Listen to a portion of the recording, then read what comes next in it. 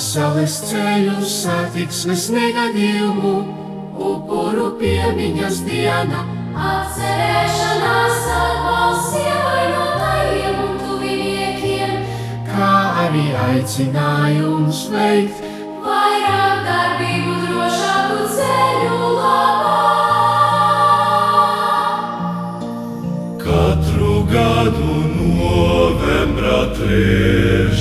svētdienā mēs jautājam, kur viņi ir. Tie, kas vairs nav šeit, bet viņu vārdi ir pie mums.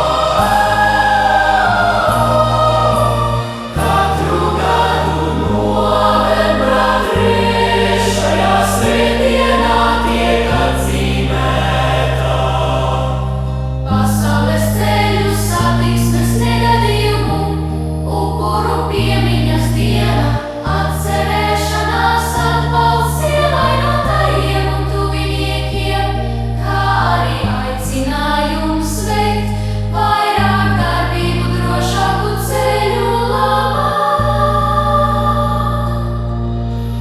katru gadu novembra 3.